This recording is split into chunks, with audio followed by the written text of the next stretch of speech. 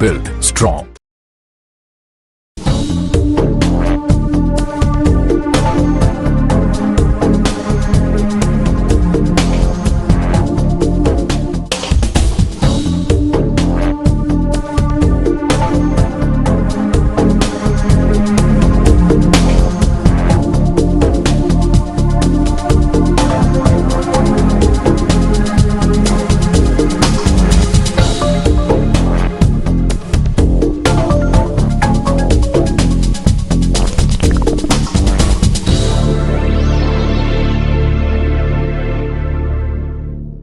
नाजरीन आदाब, प्रोग्राम कानून और इंसाफ की बात लेकर आपकी खिदमत में हाजिर हैं, जिसमें हमारा ताउन करती हैं J&K लीगल सर्विसेज अथॉरिटी।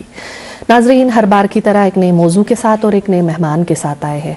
आज हम जिस मौजू पे बात करेंगे वो है juvenile justice protection and care of children act 2015, और साथ में आज हम इस एक्ट में जो सबसे सेंसिटिव है वो ये इशू है कि रिहैबिलिटेशन। हम हमेशा जुवेनाइल जस्टिस बोर्ड की बात करते हैं, कैसे ये एक्ट जो है ये काम कर रहा है, और इसमें हमें ये देखना है कि इस एक्ट के तहत कैसे इन बच्चों को जो इन कॉन्फ्लिक्ट विद लॉ है उनको कैसे रिहैब किया जाता है। नाजरीन, इस मौजू पे बात करने के लिए आज की जो हमारी मेहमान जज साहिबा है वो है नुसरत अली हकाक, सीनियर जज civil division, secretary DALSA Budgam. Ma'am, आपका खैर मकदम है हमारे प्रोग्राम में। मैम, जैसे कि हमने बात की कि हमने अक्सर देखा है कि हमने इस टॉपिक पे काफ़ी सारे प्रोग्राम्स किए हैं जुवेनाइल जस्टिस एक्ट पे, तो आज जो हमारा है इसमें एक और जो इशू इसमें ऐड हुआ है वो है रिहैबिलिटेशन। तो हम बात करेंगे, पहले जुवेनाइल जस्टिस बोर्ड के बारे में जानेंगे और क्या है ये एक्ट उसके बारे में जानेंगे, और साथ में ही हम जानेंगे कि कैसे इन बच्चों को रिहैब किया जाता है। जी मैम, सबसे पहले हम जानेंगे कि क्या है ये एक्ट। देखिए, juvenile justice care and protection of children 2015 act जो है, जैसा कि नाम से ही आपको पता चला होगा, it is for the care and protection of children. जी देखिए, जैसे हम देखते हैं कि रेगुलर कोर्ट्स जो हमारे होते हैं, हम बच्चों को अगर हम देखे पाए या हमें पता चले कि बच्चा जो है उसने कोई ऐसा एक्ट किया है जिसको हम अगर अडल्ट करेगा तो जुर्म कहते हैं, तो अगर बच्चे ने किया है हम उसको रेगुलर कोर्ट नहीं ले जा सकते, उनका वहाँ ट्रायल नहीं होता। बिल्कुल। तो उनकी प्रोटेक्शन और उनकी जो मेंटल कंडीशन, उनकी बाकी सारी नीड्स को मद्देनज़र रखते हुए जो ये जुवेनाइल जस्टिस एक्ट है इसको वजूद में लाया गया, ताकि बच्चों की जो सेपरेट जो एक उनका, क्योंकि मेंटल सेटअप डिफरेंट है तो उनको हम अडल्ट्स की तरह ट्रीट नहीं कर सकते, तो उनके मैटर जो है वो सेपरेट एक बोर्ड देखता है, तो इसीलिए ये एक्ट वजूद में आया। जी, जाहिर सी बात है, अगर बच्चे को ऐसे ट्राई किया जाएगा कोर्ट में तो उसकी वो आने वाली पूरी उम्र जो है, पूरी जिंदगी जो है वो तबाह होगी। तो इस चीज़ को मद्देनजर रखते हुए इस एक्ट को बनाया गया है। जी मैम, कौन है जो इसमें इस एक्ट के तहत बेनिफिट्स ले सकता है? देखिए, जैसे juvenile justice care and protection of children 2015 act है, उसमें डिफाइन किया गया है जो चाइल्ड है, कोई भी बच्चा जिसने भी 18 साल की उम्र जो है वो पूरी नहीं की है, तो ही इज बिलो 18 ईयर्स, चाहे वो 17 ईयर्स और 11 मंथ्स का हो, तो he will also be considered as a child under this act. अब चाइल्ड जो है इसकी फर्दर जो है दो डेफिनेशंस में इसको सेपरेट किया गया है। बिल्कुल, वो एक है child in conflict with law और दूसरा है child in need of care and protection. जी, उम्र सेम है कि 18 ईयर्स जो है जिसने कंप्लीट ना किया हो वो इस कैटेगरी में आता है। जो child in conflict with law है वो जो मसाइल है वो देखता है जुवेनाइल जस्टिस बोर्ड, और जो child in need of care and protection है वो, जैसे आपको पता होगा, हमारी चाइल्ड वेलफेयर कमिटीज़ है, हमारे चाइल्ड प्रोटेक्शन यूनिट्स वगैरह डिस्ट्रिक्ट्स में जो काम करते हैं वो सब चीज़ें जो है वो फॉलो अप करते हैं। जी मैम, जैसे कि आपने बताया कि हमारी जो चाइल्ड वेलफेयर कमेटीज़ हैं या चाइल्ड वेलफेयर यूनिट्स हैं, क्या इनका बाज़ाब्ता डालसा के साथ तालमेल होता है हर डिस्ट्रिक्ट का? जी बिल्कुल, ये तो हम तो इंटरकनेक्टेड ही होते हैं। इनफैक्ट हमारी कोलैबोरेशन में कई सारे प्रोग्राम्स होते हैं, वो मेंबर्स काम करते हैं डिस्ट्रिक्ट में। हर किसी डिस्ट्रिक्ट में एक चाइल्ड वेलफेयर कमेटी होती है। कुछ केसेस हमारे पास जो विक्टिम्स के या चाइल्ड के जो है वो चाइल्ड वेलफेयर कमेटी के थ्रू ही आते हैं। जी बिल्कुल। So we can say that we work in collaboration obviously, क्योंकि they also work for the benefit of the children, and district legal service authority is also a wing that is working for the benefit of children. And as you might be knowing, and आप भी कानून से वाबस्ता है, आपको पता है कि child also they qualify for free legal services. तो जो ही उनको child welfare committee के पास कोई ऐसे उनको पता चलता है कि that child is in need of care and protection, उसको कोई legal support की ज़रूरत है, या उसका कोई मैटर जो है जो juvenile justice board के पास पेंडिंग है और उसका कोई है नहीं, केयर टेकर नहीं है, otherwise also they consult for us, they approach us and we provide free legal aid lawyer जो हमारे competent legal aid lawyers है, तो हम उनको बिल्कुल प्रोवाइड करते हैं। जी मैम, आए दिन हमने देखा कि हमारा ऑनरेबल हाई कोर्ट भी जुवेनाइल जस्टिस एक्ट को लेकर काफ़ी सारे सेमिनार्स हुए हैं और काफ़ी सारे ऐसे प्रोग्राम्स हुए हैं जिसमें हमारे जुडिशल ऑफिसर्स जो है उनको इस एक्ट को लेकर काफ़ी सारे ट्रेनिंग प्रोग्राम्स किए गए। मैम, हम चाहेंगे आप थोड़ी सी रोशनी उस पर भी डालें। जी, अभी रिसेंटली भी एक वन डे कंसल्टेशन हमारा हो गया in collaboration with UNICEF and this CWC social and social welfare department. देखिए, जो ही एक जो जुवेनाइल जस्टिस बोर्ड बैठता है उसके 3 मेंबर्स होते हैं। एक जो उसमें से मेंबर है वो जुडिशियल मैजिस्ट्रेट फर्स्ट क्लास होता है, और जो 2 दीगर मेंबरान है वो सोशल वर्कर्स होते हैं। ऑब्वियसली वो एक्सपर्ट्स होने चाहिए और उनको 7 साल का एक्सपीरियंस होना चाहिए, मतलब लीगल फील्ड से ही होने चाहिए। बिल्कुल in the field of this education, health, law, psychiatry, psychology, क्योंकि कुछ बच्चे स्पेशली एबल्ड भी होते हैं, तो they should be able to handle those children. और जो मैजिस्ट्रेट, जिसको हम प्रिंसिपल मैजिस्ट्रेट बोलते हैं, उसको भी कम से कम वो जुडिशियल मैजिस्ट्रेट 3 साल तक रहा होना चाहिए, तब जाके एक्सपीरियंस होना चाहिए, तब जाके वो प्रिंसिपल मैजिस्ट्रेट होता है। जैसे आपने ट्रेनिंग की बात की, तो ये एक्ट में ही प्रोवाइड किया गया है। जब प्रिंसिपल मैजिस्ट्रेट अपॉइंट होते हैं और जो सोशल वर्कर्स तो अपॉइंट होते हैं, within 60 days of their appointment as principal magistrate और एज सोशल वर्कर्स, उनको ट्रेनिंग देनी होती है स्टेट गवर्नमेंट को। विद इन 60 days ही ये प्रोसेस कंप्लीट होता है। जी, तो obviously yes, as judicial officers also we all are sensitised regarding this, क्योंकि देखिए अल्टीमेटली तो कानून से ही वाबस्तगी है। जो भी कानून आप देखेंगे उसमें ये वाज़ेह तौर लिखा होता है, it should be in the best interest of the child, क्योंकि ऑब्वियसली उसका आप ट्रीट करते हैं एज जुवेनाइल। जी मैम, क्या कुछ ऑर्डर्स पास हो सकते हैं जुवेनाइल जस्टिस बोर्ड में बच्चों के, एक तो उनके खिलाफ अगर देखा जाए, मतलब इन कॉन्फ्लिक्ट विद लॉ जो है, या जो नॉर्मल जिनका वहाँ ट्रायल चलता है?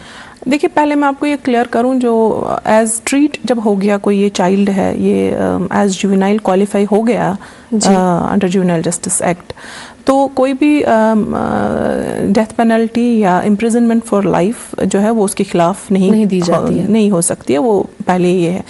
अब दूसरा इसमें भी क्वालिफाई है। देखिए, अगर कोई जुवेनाइल है, अब पाया गया that he is in conflict with law, ठीक है, इसमें एज ब्रैकेट दिया गया है, अगर 16 से अबो है, 16, 17, 18 ईयर्स तक, बिलो 18, 16 टू बिलो 18 ईयर्स तक अगर है, और उसने कोई ऐसा जुर्म किया है, कोई हीनियस जुर्म किया है, तो उसमें जो है उसमें पहले इंक्वायरी होती है और देखा जाता है whether he has the ability to understand the consequences of that act.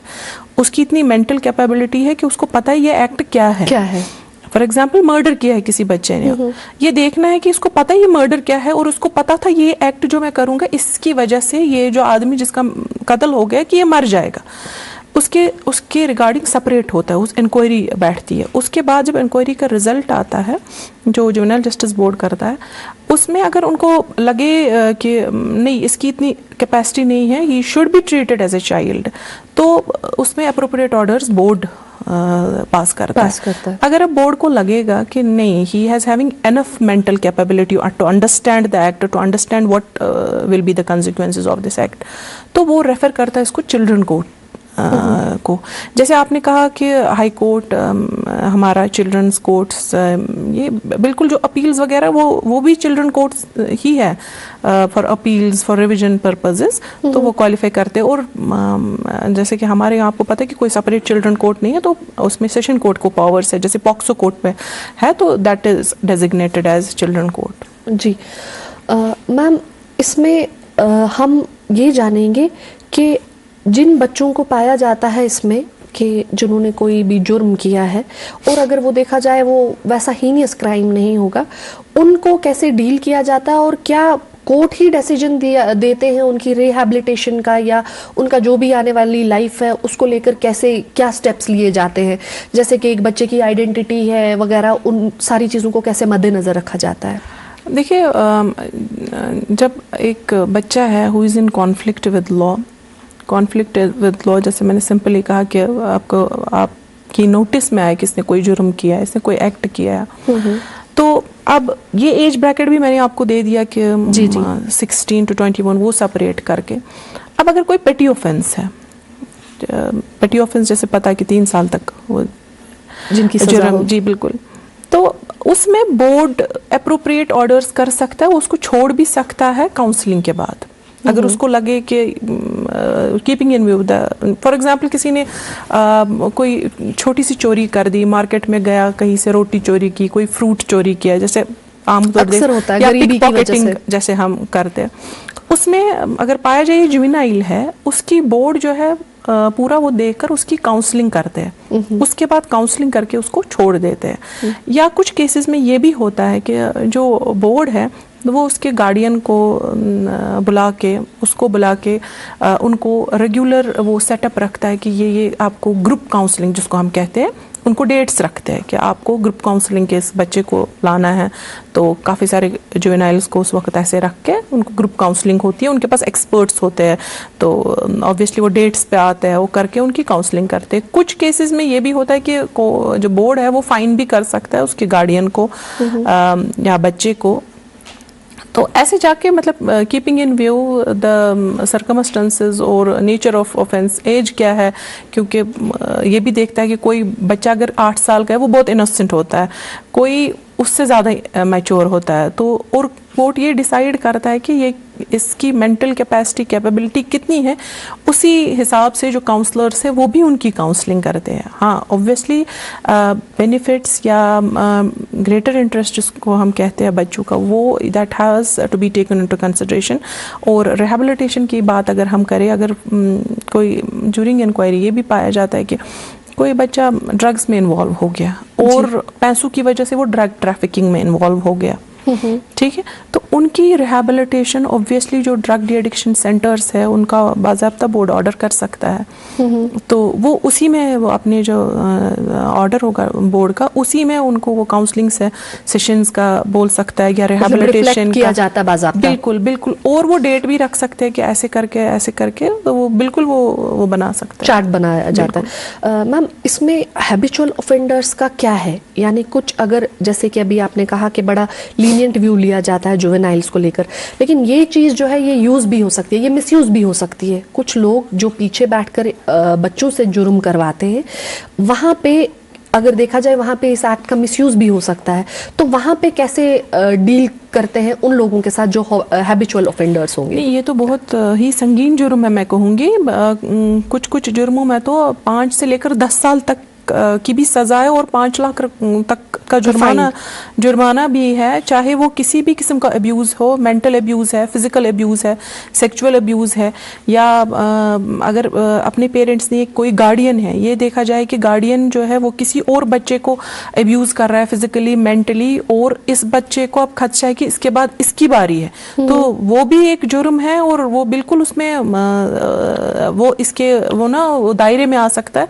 और बिल्कुल ये जो भी चाइल्ड रिलेटेड जो जुर्म होते हैं ये काफ़ी संगीन जुर्म है और ये इंटरनेशनल लेवल पे संगीन जुर्म है। ये नहीं है कि आप यहाँ पर अपने डिस्ट्रिक्ट में देखेंगे, स्टेट में देखेंगे, क्योंकि ओवरऑल जो इसका सिनेरियो बन रहा है और जो कवानीन इंटरनेशनल लेवल पे है, तो वो उनका जो वेब है वो बहुत वास्ट है। और जैसा आपने कहा कि किसी बच्चे को आपने ड्रग ट्रैफिकिंग में इस्तेमाल किया, किसी उसको, या हैबिचुअल कोई बच्चा बन गया।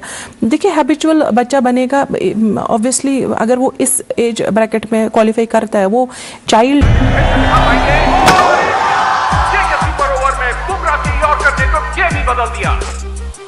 और जानते हो बुमराह का गेम किसने बदला? स्ट्रॉन्ग दीवार ने। रफ्तार है तेरी लगती विकेट्स की ढेरी, बॉर्डर से अपने तू गेम बदल दे। JK super cement, build strong. सुनो, एक अच्छी इंश्योरेंस पॉलिसी एआई से पूछते हैं। एक ऐसी पॉलिसी जिसमें प्रीमियम पेमेंट हो लिमिटेड पर इनकम आती रहे लाइफ टाइम।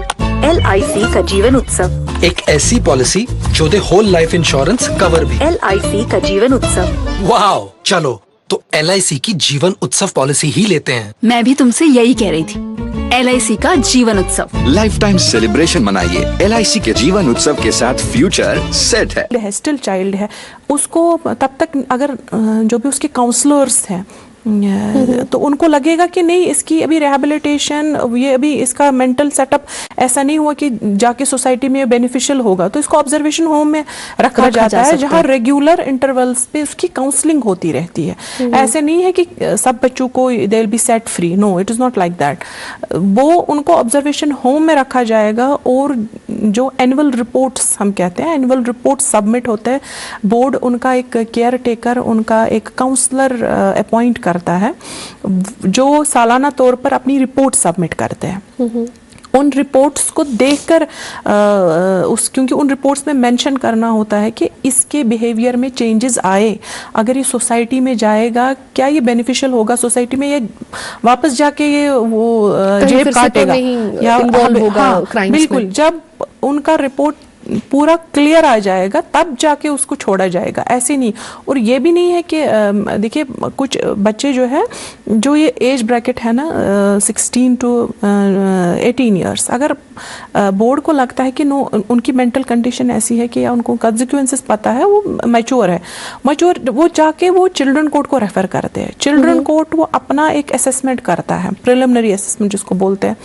प्रिलिमिनरी असेसमेंट में अगर उनको लगता है कि हाँ नहीं, बोर्ड सही था, इस बच्चे की जो मेंटल ये है, he should not be treated as a child capacity, बिल्कुल he should not be treated, अगर उनको लगता है कि नहीं ठीक है, he should be treated as a child, तो ऑब्वियसली उसको उसी इसमें रखेंगे उसी एज ब्रैकेट में, as a he will be considered as a child. उसमें जाके उसको वो क्या करेंगे, उसकी जो असेसमेंट, उनको लगेगा नहीं इसका तो मेंटल कंडीशन ऐसा है, तो तब जाके उसकी ट्रायल जो है, वो चिल्ड्रन ट्रायल भी नहीं हम बोलेंगे, उसका जो केस है वो अपनी इंक्वायरी करेंगे जी। जो चिल्ड्रन कोर्ट है वो अपनी इंक्वायरी उसमें जाके करता है। और अगर ऐसा है कि टर्म जो भी टेन्यूअर, जो हम टेन्यूअर जिसको बोलते हैं, क्योंकि इसकी जो नॉमेनक्लेचर है जुवेनाइल जस्टिस एक्ट में, नॉमेनक्लेचर डिफरेंट रखा गया है, जान के रखा गया है, क्योंकि ऑब्वियसली एक बच्चे के साथ आप डील कर रहे हो, एंड कोई भी एक वो टैबू नहीं इसके साथ अटैच होना चाहिए,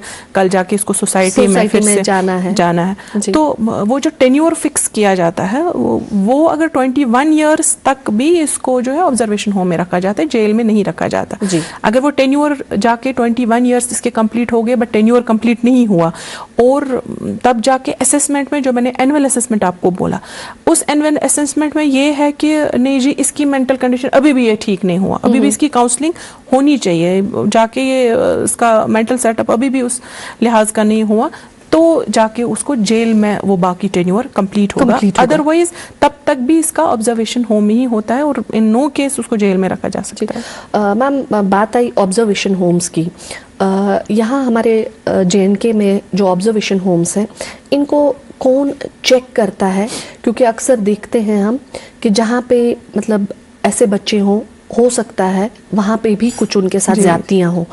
क्या उन बच्चों के साथ एक डायरेक्ट इंटरैक्शन है या हो सकता है हमारी बाकी जैसे हमारा डालसा है या हमारे बाकी कोर्ट्स हैं, क्या उन बच्चों के साथ बाज़ाब्ता कोई कनेक्टेड है कि उनके साथ वहाँ कोई ज्यादती नहीं हो रही है?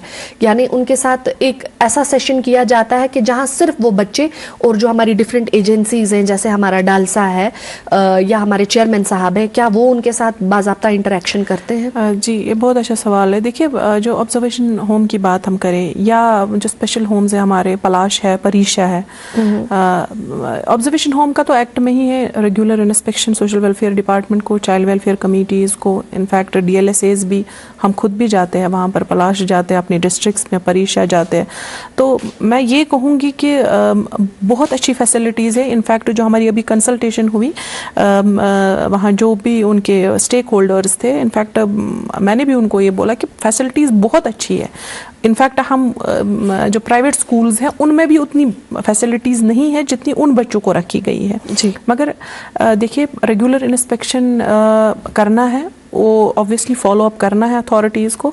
दूसरी चीज़ ये है कि देखिए, जो बच्चे ऑब्जर्वेशन होम की मैं बात करूँ या जेल्स की बात करूँ, जब हम जाते हैं इंस्पेक्शन के लिए, हमारा एक एजेंडा ये भी होता है कि वी एंश्योर कि जब हम जेल्स में जाते हैं, जो डिस्ट्रिक्ट जेल्स होते हैं, कि कोई बच्चा तो नहीं रखा गया जिनको एडल्ट्स के साथ रखा गया हो। कभी एज में गलती हो जाती है लिखने में, मे बी चार्जशीट में या कहीं FIR में, तो उसको तो नहीं मिक्सअप किया है एडल्ट्स के साथ। वो भी हमें इंश्योर करना होता है कि अगर मौके पे हम देखें, क्योंकि आपको भी पता है कि प्रोविजन ऐसा है कि अगर बाद में भी पता चला तो वो उनको शिफ्ट करना है जुवेनाइल जस्टिस बोर्ड। और काफी सारे बच्चों को अपैरेंटली लगता नहीं है ना, अपैरेंटली वो कभी एडल्ट दिखते हैं। बिल्कुल बिल्कुल नहीं, basically we have to rely on the documents. So documents के अगर उसके बाद भी लगता है कि नहीं डॉक्यूमेंट्स में तो इसका ज्यादा, मगर चेहरे से तो सीधे लगता है कि ऑब्वियसली अक्सर ऐसा हमारे कोर्ट्स में होता है। जी, तो आपके ये इसमें अगर जैसे आपको भी पता है, हम कई बार इंस्पेक्शन में जाते हैं, जो बाहर के लेबरर्स होते हैं तो उनका सेम डेट ऑफ बर्थ तकरीबन लिखा होता है,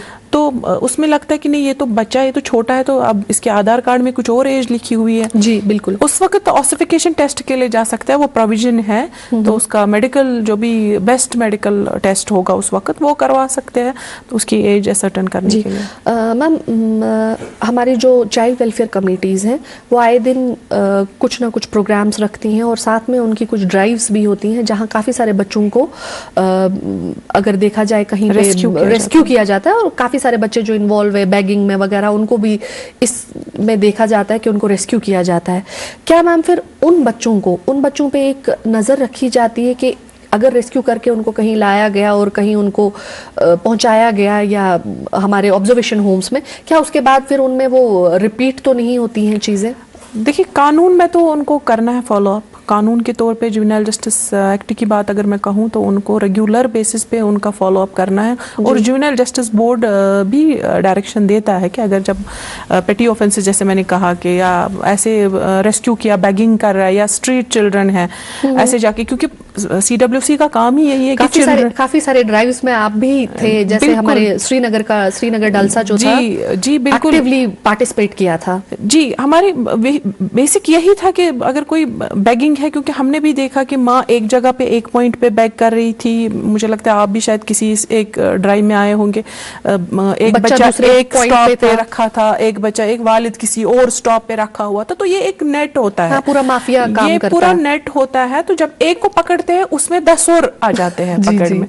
तो उनकी काउंसलिंग होती है, ओपन शेल्टर में रखा जाता है, फिर CWC उनको ओपन शेल्टर में रखती है, तब जाके फिर उनकी काउंसलिंग होती है, उनके डिटेल्स लिए जाते हैं और उनको फॉलो अप ऑब्वियसली उनको करना है।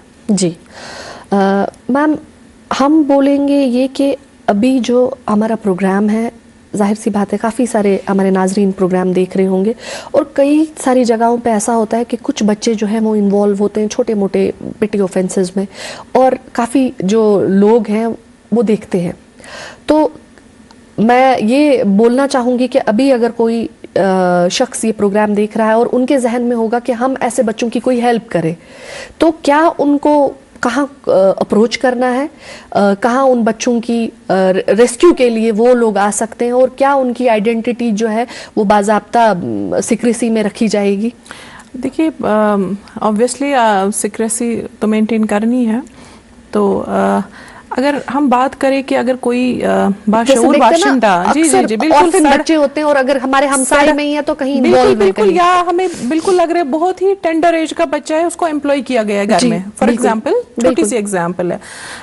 हमने, मुझे लगता है, इतने अवेयरनेस प्रोग्राम्स किए, अब नाजरीन को भी याद हो गई होगी, चाइल्ड हेल्पलाइन नंबर है 1098, हर किसी डिस्ट्रिक्ट में डिस्ट्रिक्ट लीगल सर्विस अथॉरिटी है, चाइल्ड वेलफेयर कमेटी है, या डिस्ट्रिक्ट चाइल्ड वेलफेयर यूनिट्स है। इनफैक्ट हमारा DLSA का एक LSUC है, legal service unit for children, वो हम प्रोग्राम्स अवेयरनेस देते रहते हैं।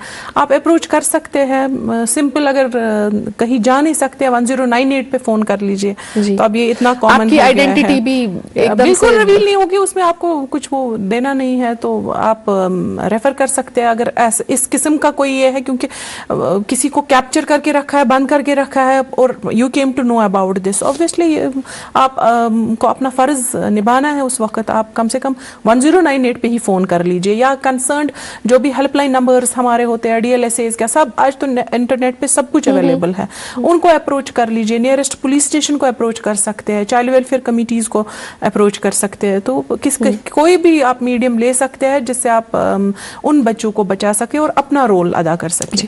मैम, हम बात करते हैं पैरा लीगल वॉलंटियर्स की, जो कि एक बहुत अहम रोल निभाते हैं। उनको, क्योंकि वो एक लीगल बैकग्राउंड से नहीं होते हैं पैरा लीगल वॉलंटियर्स, तो उनको कैसे ट्रेन किया जाता है, उनको कैसे प्रोग्राम्स में पार्टिसिपेट कराया जाता है, ताकि वो जो ये एक्ट्स हैं, जैसे हमारा जुवेनाइल जस्टिस एक्ट है, इसकी सेंसिटिविटी को समझे और इस पे बहुत वो बोलते हैं ना, जोश से काम करे और बहुत बेनिफिशियल काम करे।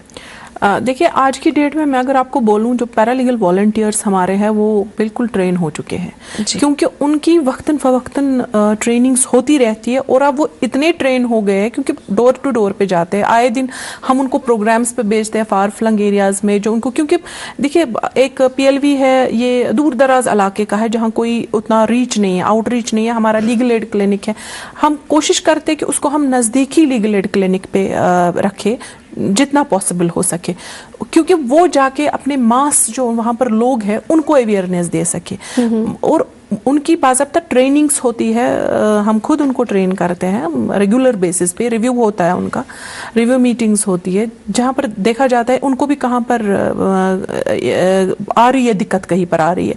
और जो हमारे मास लेवल पे बड़े बड़े अवेयरनेस प्रोग्राम्स होते हैं उनको भी, उनकी भी उसमें नॉमिनेशन होती है जिससे भी वो ट्रेन होते रहते हैं, तो वो जाके वो रेगुलर बेसिस पे होता रहता है, ट्रेन होते हैं। अच्छा मैम, क्या कुछ ऑर्डर्स हैं जो पास नहीं हो सकते हैं children in conflict with law? यही मैंने जो कहा, डेथ पेनल्टी नहीं हो सकती है, लाइफ इम्प्रिजनमेंट नहीं हो सकता है, क्योंकि they have to be, you can not treat them as adults. तो जो बेनिफिट्स है वो उनका नाम आपको नहीं रिवील करना है, बच्चों का उनकी आइडेंटिटी नहीं रिवील करनी। मैम, एक मैसेज जो हमारे प्रोग्राम के हवाले से नाजरीन को आप देना चाहें? देखिए, मैं यही कहूँगी कि कानून है, जुवेनाइल जस्टिस एक्ट है, जिसके तहत जैसा मैंने कहा शेल्टर होम्स है, ऑब्जर्वेशन होम्स है, उनको शेल्टर दिया जाता है जहाँ फ्री फूड ये है। मगर जितना भी हो, मैं ये एंड में कहूँगी कि घर से बहुत अच्छी फैसिलिटीज़ इन जगहों पे है, मगर घर नहीं है फिर भी। मैम, आपका हमारे प्रोग्राम में आने के लिए बहुत बहुत शुक्रिया। नाजरीन, आपने देखा कि हमारी आज की जो मेहमान जज साहिबा थी, उन्होंने कितनी खूबसूरती से कहा कि जुवेनाइल जस्टिस एक्ट के तहत जो ऑब्जर्वेशन होम्स बनाए गए हैं वो अच्छी जगह तो है लेकिन वो घर नहीं है। यानी हमने बहुत ज़्यादा मोहतात रहना अपने बच्चों को लेकर कि हमारे बच्चे कहाँ उठते हैं, कहाँ बैठते हैं, उनकी क्या कंपनी है, हमें बहुत नज़र रखनी है। नाजरीन, हम अगर आज के डेट में कोई भी काम करते हैं वो सिर्फ हम अपनी औलाद के लिए करते हैं, अपनी आने वाली नस्ल के लिए करते हैं, और जब हम उनको ही इग्नोर करेंगे तो वो बच्चे जो हैं हमारे वो भटक जाएंगे रास्तों से, और अगर हमारे आसपास में भी, आस पड़ोस में भी कोई बच्चा ऐसा है कि कहीं वो इन्वॉल्व है, तो आपका फर्ज बनता है आप आगे आए, डालसा को रिपोर्ट करें या जो चाइल्ड वेलफेयर कमिटीज हैं उनको रिपोर्ट करें। नाजरीन, ऐसे ही कुछ और मौजूआत के साथ आपकी खिदमत में दोबारा हाजिर होंगे। जब तक के लिए अल्लाह हाफिज।